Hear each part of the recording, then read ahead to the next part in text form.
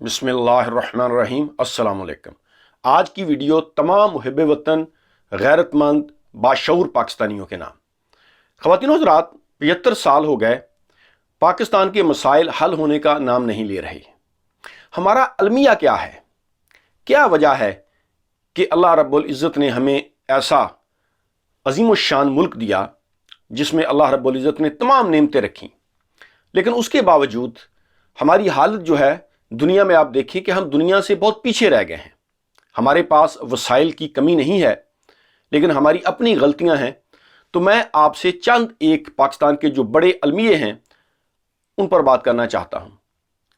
ہمارا سب سے بڑا المیہ تو یہ ہے کہ ہم نے خود ہی ڈیسائیڈ کر لیا ہے کہ ہم نے فلاں فلاں فلاں کے بارے میں کوئی بات نہیں کرنی۔ ہم نے عزت اور رسپیکٹ کا جو ورڈ ہے اس کی ڈیفینیشن غلط کی ہے۔ دیکھیں، پاکستان کا جو صدر ہے، پرائم منسٹر ہے، چیف آف آرمی سٹاف ہے، چیف جسٹس ہے، یا جتنے بھی بڑے اداروں کے جو ہیڈ ہیں، جو ان کو گائیڈ کرتے ہیں، لیڈ کرتے ہیں، ان تمام کی عزت ہمیں کرنی چاہیے، ہمیں رسپیکٹ کرنی چاہیے۔ بینگ اے پاکستانی یہ ہمارا فرض بنتا ہے کہ جو ہماری اسٹیٹ کو چلا رہے ہیں لوگ، ہمیں ان کی رسپیکٹ کرنی چاہیے۔ لیکن اس کا مطلب یہ نہیں ہے کہ وہ غلط کریں، سیاہ کریں، سفید کریں، کرپشن کریں، لوٹ مار کریں، جو کچھ بھی کریں، ہم ان سے سوال نہیں کر سکتے۔ اس کا یہ مطلب نہیں ہے۔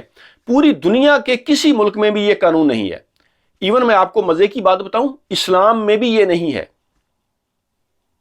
اللہ کے پیارے رسول خاتم النبیین سرکار دو عالم حضرت محمد مصطفیٰ صلی اللہ علیہ وآلہ وسلم کے پیارے ساتھی خلیفہ دوم سیدنا فاروق اعظم رضی اللہ تعالیٰ عنہ کی اگر ہم ہسٹری پڑھیں تو جب انہوں نے خلافت کی ذمہ داریاں سنبھالیں تو ان کے پاس 2 دیے ہوتے تھے۔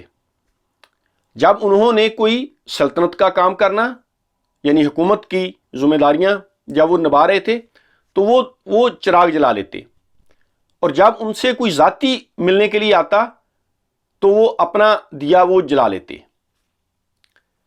ان کے تقوی کا یہ عالم تھا۔ اتنی عظیم الشان شخصیت، ان سے بھی ایک عام آدمی اٹھ کر ان کی چادروں کے بارے میں سوال کر رہا ہے، اور انہوں نے ان کو جواب دیا۔ لیکن آج ہم نے اپنے ہی ذہن میں یہ بنا لیا ہے کہ ہم نے اگر کوئی بات کی کسی جج کے خلاف تو یہ عدالت کی توہین ہو جائے گی، کسی سیاستدان کے بارے میں، اس کی کرپشن کے بارے میں کچھ پوچھ لیا تو یہ گستاخی ہو جائے گی، غلطی ہو جائے گی، کسی عالم سے آپ نے کوئی اپنی اختلاف رائے کر لیا تو یہ توہین مذہب ہو جائے گی۔ یہ ہم نے خود ہی ڈیسائیڈ کر لیا ہے۔ تو یہ ہمارا ایک المیہ ہے۔ دوسرا المیہ کہ جو لوگ قانون توڑ رہے ہیں، جنہوں نے قانون توڑا، قانون کی دھجیاں اڑا دیں، وہ ہمیں قانون سکھا رہے ہیں۔ یعنی آج دیکھیں، جو عدالتوں کو مطلوب شخصیات ہیں، مفرور ہیں، جو مقدمات میں عدالتوں کو مطلوب ہیں، کرپشن، منی لانڈرنگ، قتل، ان جیسے کیسز کا جو سامنا کر رہے ہیں، وہ ہمیں قانون سکھا رہے ہیں، وہ آئین کی بات کر رہے ہیں۔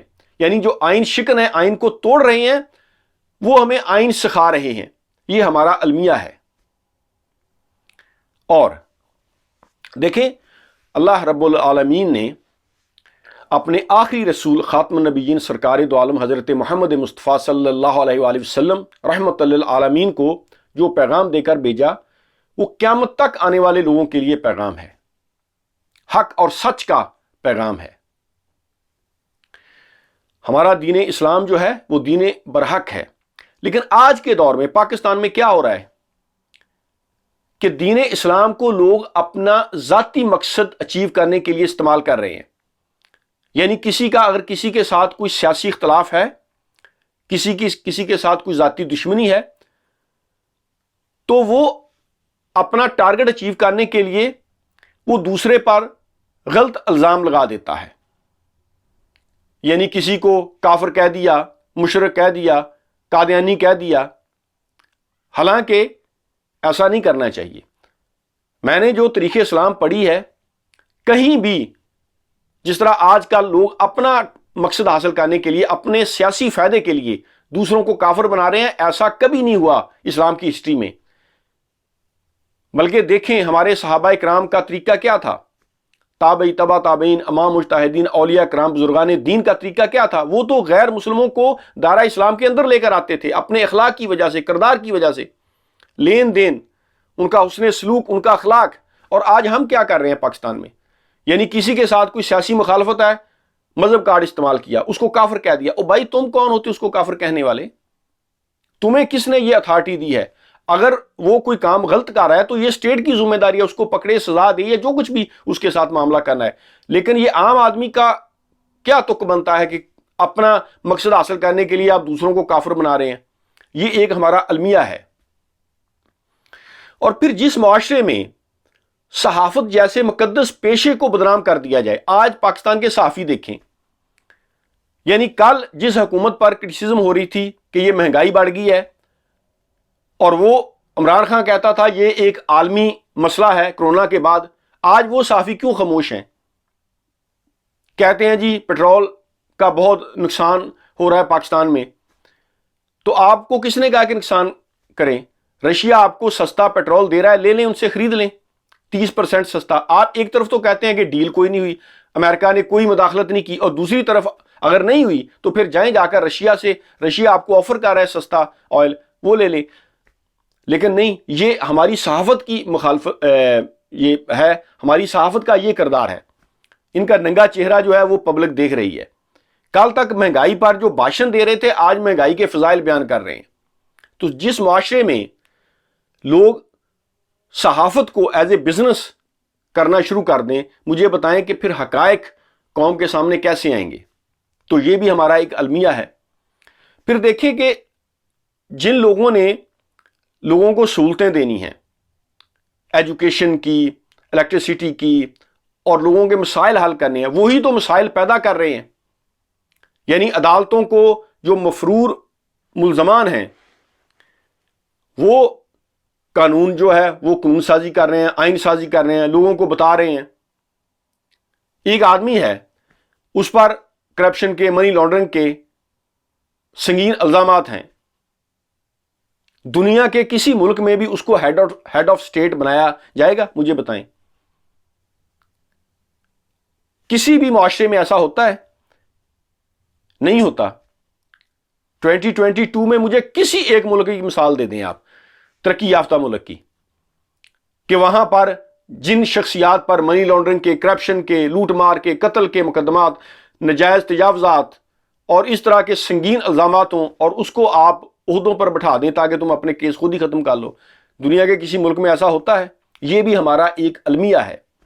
اور پھر ایجوکیشن دیکھیں، سیکنڈ ورلڈ وار میں جب جاپان پر امریکہ نے 2 ایٹم بم گرائے، ہیروشیما اور ناگاساکی پر، اس کے بعد جاپان جو ہے وہ کمپلیٹ تباہ ہو گیا، اور انہوں نے پھر اپنے مطالبات منوائے۔ آپ کو پتہ ہے سارا، میں مختصر بات کروں گا۔ انہوں نے جاپان سے ہر شرط منوا لی، اور جاپان نے ایکسیپٹ کی اس وقت، لیکن انہوں نے اپنی ایجوکیشن پر کمپرومائز نہیں کیا کہ ایجوکیٹ ہم اپنے بچوں کو خود کریں گے۔ اور آج دیکھیں کہ جاپان ایک پاور ہے دنیا میں۔ جس معاشرے میں ایجوکیشن ہی ایک نہیں ہے، سسٹم ڈیفرنٹ ہے، یعنی ایک کلاس ہے وہ اپر کلاس جس کو ہم بولتے ہیں، ان کے لیے انگلش میڈیم ہائی سٹینڈرڈ کی ایجوکیشن، پھر میڈیم کلاس کے لیے، اور پھر جو ہمارے مدارس میں بچے ہیں ان کا نصاب، اور اگر ہم ایک نصاب کریں تو پھر ایک قوم بنے گی۔ لیکن یہ حکومت نے آتے ہی اس پر بھی روک دیا اس کو۔ یہ بھی ہمارا ایک المیہ ہے۔ ہم ایک قوم کیسے بن سکتے ہیں جب ہمارا نصاب تعلیم ہی ایک نہیں ہے؟ پورے پاکستان میں ایک نصاب تعلیم ہونا چاہیے، اور یہی وہ ایجوکیشن سسٹم ہے جو ہمیں ایک قوم بنائے گا۔ لیکن یہ بھی ہمارا المیہ ہے۔ یعنی جس معاشرے میں آپ کسی سے سوال نہیں کر سکتے اس ڈر کی وجہ سے کہ آپ پر توہین مذہب لگ جائے گی، توہین عدالت لگ جائے گی، آپ کوئی سوال بھی نہیں کر سکتے۔ آپ ہسٹری تو پڑھیں، ہمارے فقہ کے جو 4 بڑے امام ہیں، امام ابو حنیفہ رحمۃ اللہ علیہ، امام مالک رحمۃ اللہ علیہ، امام شافعی رحمۃ اللہ علیہ، امام احمد بن حنبل رحمۃ اللہ علیہ، آپ ان کی لائف ہسٹری پڑھیں، ان کے پاس کئی مشرکین کفار آ کر سوال کرتے تھے۔ امام ابو حنیفہ رحمۃ اللہ علیہ کی ہسٹری پڑھیں، دہریے بے دین لوگ آ کر ان سے سوال کرتے تھے اور امام صاحب ان کا تسلی بخش جواب دیتے تھے۔ وہ لڑائی جھگڑا نہیں کرتے تھے بلکہ اپنے علم سے ان کو قائل کرتے تھے، اور ان میں سے بعض پھر کلمہ حق لا الہ الا اللہ محمد رسول اللہ پڑھ کر دار اسلام کے اندر آ جاتے تھے۔ لیکن آج سوال کرنا بھی جرم ہے۔ جس معاشرے میں آپ سوال ہی نہیں کر سکتے کہ آپ پر کوئی توہین مذہب یا توہین عدالت نہ لگ جائے، جس معاشرے میں کرپٹ چور بدماش عدالتوں کو جو مطلوب لوگ ہیں وہ قانون سازیاں کر رہے ہیں، آئین سازی کر رہے ہیں، جس معاشرے میں صحافی جو ہیں وہ پیسے لے کر بک جائیں، جس معاشرے میں کرپشن کو، منی لانڈرنگ کو جرم ہی نہ سمجھا جائے، جس معاشرے میں رشوت عام ہو، پھر اس معاشرے کے پاس صرف دو راستے رہ جاتے ہیں۔ ایک راستہ تو یہ ہے کہ وہ معاشرہ اجتماعی طور پر اللہ رب العزت سے توبہ کر لے، اپنے گناہوں کی معافی مانگ لے اور راہ راست پر آ جائے، اور دوسرا راستہ یہ ہے کہ پھر وہ معاشرہ تباہ ہو جائے گا۔ اب یہ تمام باشعور، باوقار، محب وطن پاکستانیوں پر ڈپینڈ کرتا ہے، یہ آپ پر ڈپینڈ کرتا ہے کہ آپ نے یہ معاشرہ تباہ کرنا ہے یا توبہ کرنی ہے اور راہ راست پر آنا ہے۔ اس پر ضرور غور کیجئے گا۔ Thank you very much. اللہ حافظ۔